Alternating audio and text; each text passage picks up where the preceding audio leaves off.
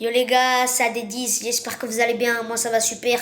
Aujourd'hui on se retrouve pour une nouvelle vidéo, tout simplement on va faire le mercato idéal du Real Madrid après cette humiliation que le PSG leur a mise. Ils se sont fait baffer, tuer, foudroyer, fumer, taper, tous les adjectifs en et qui vont avec le mot battu. C'est même pas battu, on les a tués. On leur a donné une leçon de football. Très clairement, le Real Madrid est très en dessous. Après, évidemment, c'est le début de Xabi Alonso. Il n'y avait pas Arnold et Huysen. Huysen et Arnold, les deux recrues de ce mercato, pour l'instant, n'étaient pas là. L'un était blessé, l'autre était suspendu. Donc, il y a quand même des circonstances atténuantes, mais quand même, l'écart entre le PSG et le Real Madrid est très inquiétant et très énorme. C'est vraiment... il y a un gouffre entre les deux. Hein. Ah, le Real, c'est tombé bien bas. Et là où je suis un peu plus choquée, c'est l'aura et le prestige du Real Madrid, en fait, qui est complètement perdu. Parce qu'en fait, par exemple, il y a 3-4 ans, en 2022, 2021, quand le Real Madrid était mené de deux buts, t'avais peur. T'étais l'adversaire, même si tu menais 2-0 face au Real Madrid en 2022, t'avais peur. Parce que sur Real Madrid, tu sais que ils pouvaient, et même la plupart du temps, ils arrivaient à retourner la situation, à te mettre 3 buts, à tout retourner en un éclair de génie, tout ça, je sais pas quoi, un truc qui se passe dans leur tête. Et avec toujours cette magie madrilène sur les 10-15 dernières années, jusqu'en 2024 en vrai. Toutes les remontadas que le Real Madrid avait fait, quand un club menait face au Real Madrid, le Real inspirait la peur. Maintenant, par exemple, hier, quand le PSG a mis les deux buts en 10 minutes, je savais qu'on avait gagné. Je savais. Alors qu'il y a 3 ans, j'aurais encore flippé. Il y a 3 ans, j'aurais encore flippé à 2-0. Je me suis dit, on sait jamais, le Real, c'est le Real. Vini, Benzema, Ronaldo à l'époque, Bale. Il y a des trucs. Là, hier, quand il y avait 2-0 au bout de 10 minutes, même s'il restait 80 minutes, je savais qu'on avait gagné. Parce que ce Real n'a plus les capacités, les joueurs n'ont plus l'amour, n'ont plus l'envie et n'ont plus les capacités pour faire des remontadas. Donc en fait, dès que tu mets 2 buts au Real, tu sais que c'est mort. Le Real a perdu ce prestige-là. Et le Real a vraiment perdu son prestige aussi dans le sens où ils se sont pris tellement de raclés cette saison. 4-0 face au Barça, 5-2, des 4-3, des 3-2, 4 classicos, 4 perdus face au Barça. Le Barça aura mis 4 leçons de football. Ils ont galéré face à l'Atlético Madrid. Ils ont gagné face au pire City de ces 10 dernières années. Ils se sont fait baffer par Arsenal. Ils se sont fait baffer par le PSG. Ah, c'est une dinguerie le Real cette saison, comment c'était catastrophique. Il y a eu des bonnes choses, cette Coupe du Monde des clubs, hein, notamment dans les matchs face à Salzbourg, Dortmund et la Juve. Il y a eu de bonnes choses, cette Coupe du Monde des clubs, mais ce match contre le PSG leur a vraiment remis les pieds sur terre. Pour leur rappeler qu'ils sont éteints au sol, pétés au sol, éclatés au sol. Donc, j'ai décidé de faire ce mercato idéal parce que là, c'est très inquiétant. Surtout, en fait, sur toutes les lignes, c'est inquiétant. Donc, on est parti pour ce mercato idéal. N'hésitez pas à vous abonner, liker la vidéo, ça vous plaît. N'hésitez pas à activer la cloche de notification pour ne pas rater les prochaines vidéos qui arrivent. Et ce, on est parti directement. D'abord, on va commencer par les départs. Donc, dans la défense, je fais 3 départs. Je vends David Alaba pour 15 millions d'euros. Tout simplement parce qu'il n'a plus le niveau. Il commence à se faire âger et il est sur le déclin. Il se blesse très souvent. Il a un énorme salaire et il n'a plus le niveau.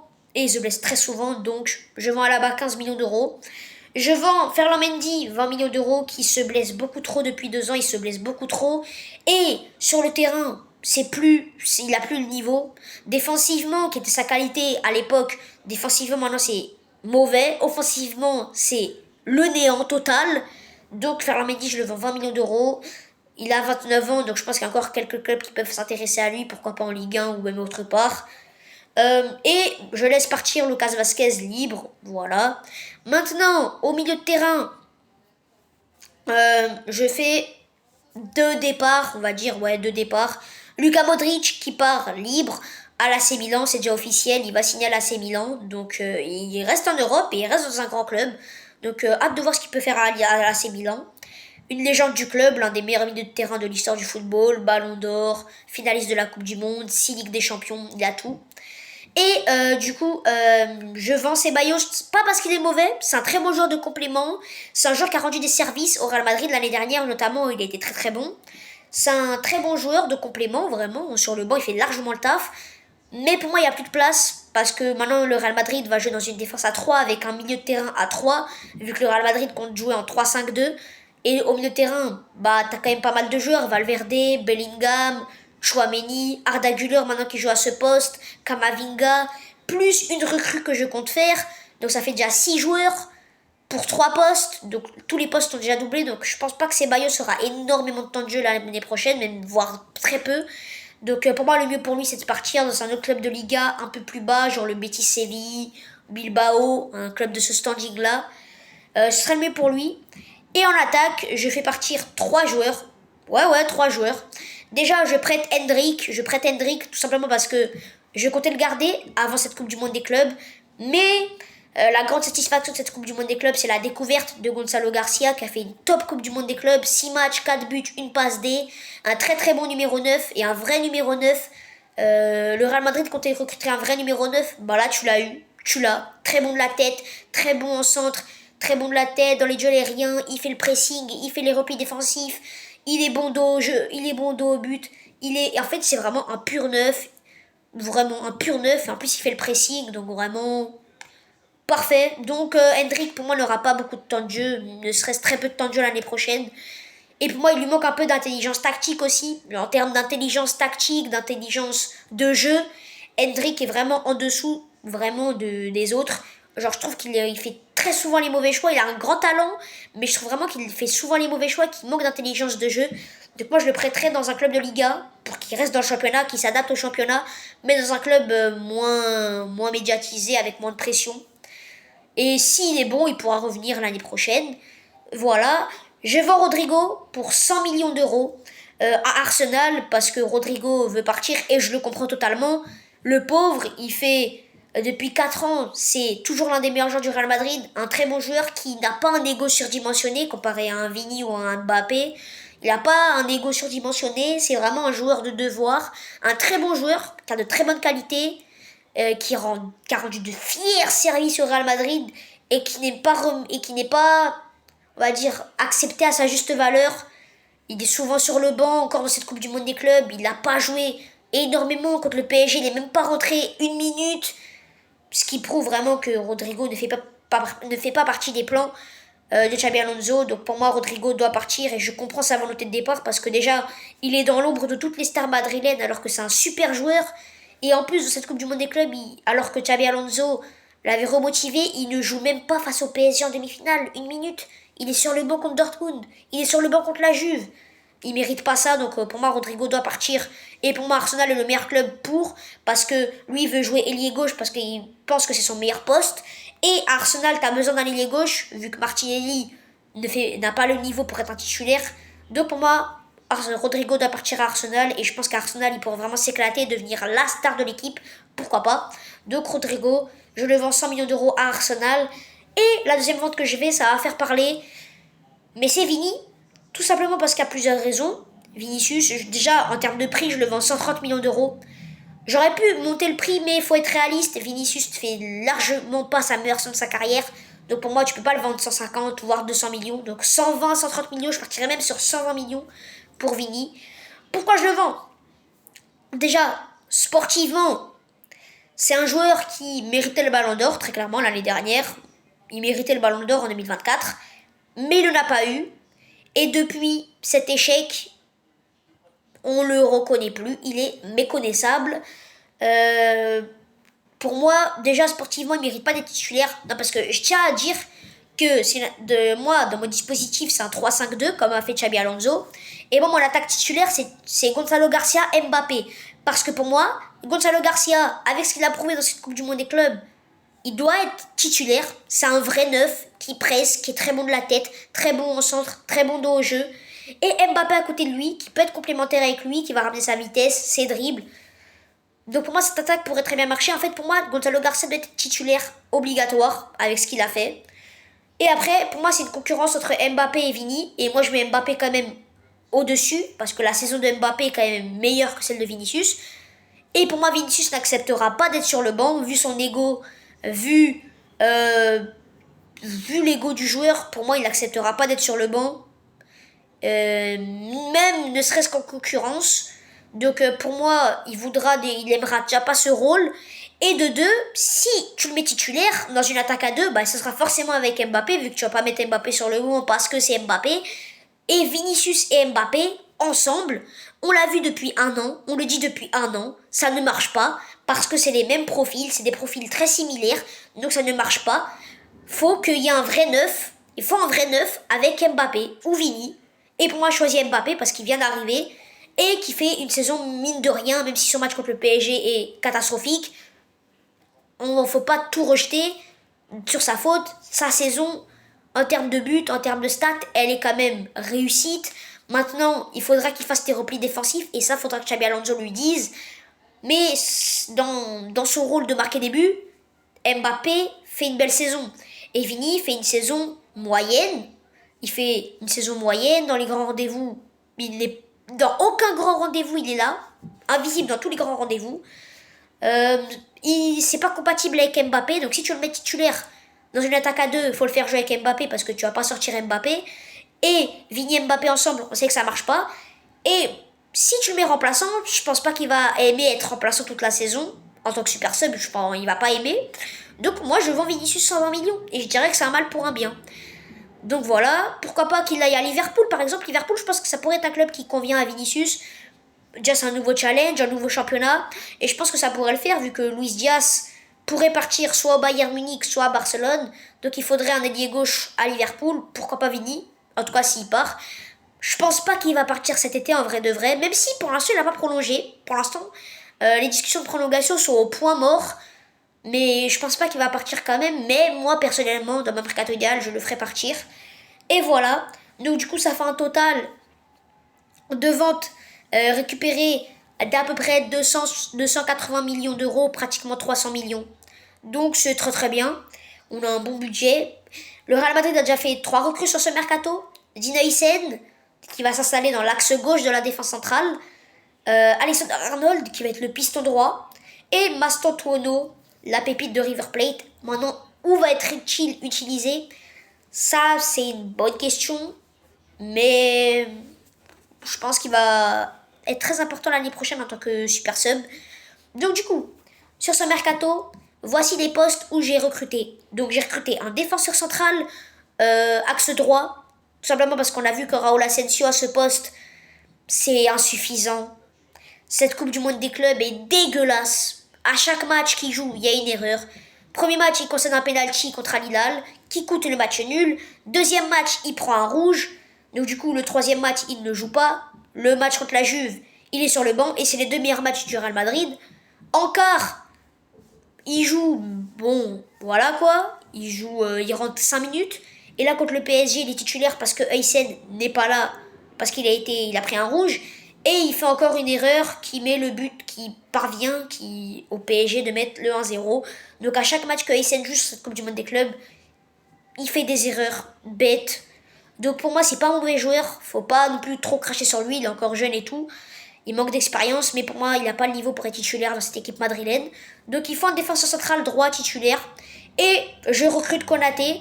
Même si, à ce qui paraît, Konaté aimerait bien venir au Real Madrid, mais l'année prochaine, pour qu'il puisse honorer sa dernière saison de contrat avec Liverpool et venir l'année prochaine libre. Mais moi, je le recrute maintenant parce que c'est urgent. Très clairement, tu as besoin d'un défenseur central droitier. Pour moi, Konaté ne coûtera pas très cher. 40 millions d'euros, il lui reste un an de contrat. C'est un très bon profil, un très bon joueur. Donc pour moi, je recrute Konaté. Et là, ta défense centrale est largement meilleure. Ta défense centrale, Konaté, Rudiger et Hysén. Hysén qui fait une Coupe du Monde des clubs très réussite. Rudiger qui fait encore une erreur face au PSG, mais il a quand même des circonstances atténuantes. Il était quand même blessé. Déjà, il a joué blessé toute la saison. Là, il vient de se faire opérer. Il a essayé de faire revenir au plus vite. Donc, il n'était pas à 100%. Il était encore blessé un peu. Bon, voilà. Maintenant, avec une vraie préparation, des vrais jours de repos, des vraies semaines de repos, je pense que Rudiger peut retrouver un bon niveau. Donc, une défense à 3, Konaté, Rudiger, Hysén. Et sur le banc, du coup, Asensio et Militao. Militao, d'ailleurs, qui a fait une belle entrée face au PSG. Donc, c'est plutôt bon signe. Donc Militao en doublure de Rudiger et Asensio en doublure de Konaté. Et Carvajal et Tchouaméni peuvent aussi jouer en défense centrale. Donc pour moi, t'as ce qu'il faut. Piston droit, je change rien. Alexander-Arnold, Carvajal et Valverde qui peut jouer aussi à ce poste. Piston gauche, je vais recruter un joueur parce que même si Fran Garcia fait une belle Coupe du Monde des clubs, même à part son match contre le PSG qui est raté, mais bon, tout le monde l'a raté. Sinon, il fait une belle Coupe du Monde des clubs où il a vraiment été très bon jusqu'à ce match contre le PSG. Mais pour moi, il faut quand même une concurrence, voire même un titulaire dans ce rôle de piston gauche. Et pour moi, bah, c'est pratiquement officiel. Carreras, bah, un latéral très très très très fort défensivement. C'est l'un des seuls latéraux qui ont réussi à bloquer Nuno Mendes. En gros, Lamine Yamal, pardon. En gros, cette saison, il n'y a que 2 latéraux gauche qui ont réussi à bloquer Lamine Yamal. C'est Nuno Mendes et Carreras. Donc, Carreras est la bête noire de Lamine Yamal avec Nuno Mendes. Donc, le recruter déjà serait une bonne option pour contrer Lamine Yamal. Mais pas que. Défensivement, c'est fort. Tactiquement, c'est fort. Techniquement, c'est fort. Offensivement, c'est fort. Xabi Alonso le veut. Il est espagnol. Il est formé au Real Madrid. Il connaît la maison. Il ne coûte pas non plus méga cher. Je pense à, allez, 50 millions d'euros. C'est bon. Tu l'as. Parfait. Carreras, Fran Garcia à gauche. Magnifique. Milieu de terrain titulaire. J'ai Valverde et Bellingham qui sont les 2 titulaires. Valverde dans l'axe droit du milieu de terrain. Bellingham dans l'axe gauche même. Mais bon, Bellingham va quand même être opéré de l'épaule et va être absent 3 mois. Donc il va revenir fin octobre, début novembre. Donc il va quand même rater les 2 premiers mois de compétition, voire plus. Donc pour les débuts en Liga, les débuts en Ligue des Champions, tu n'auras pas Bellingham. Mais c'est quand même une très très grosse absence parce que Bellingham, il fait encore une grosse saison, mine de rien. Déjà, en doublure de Bellingham, j'aurai Kamavinga. En doublure de Valverde, Arda Güler, qui est maintenant redescendu d'un cran dans cette Coupe du Monde des clubs. Et à part son match contre le PSG, il fait une belle Coupe du Monde des clubs. Dans ce rôle un peu de milieu de terrain reculé qui organise le jeu un peu à la Vitinha ou à la Pedri. Il était très bon dans ce rôle jusqu'à ce match contre le PSG. Donc je pense que c'est un très bon joueur. Maintenant, de là à le mettre titulaire directement, je suis pas sûr. Il est encore un peu frêle. Défensivement, c'est encore un peu compliqué. On l'a vu contre le PSG qui s'est fait balader.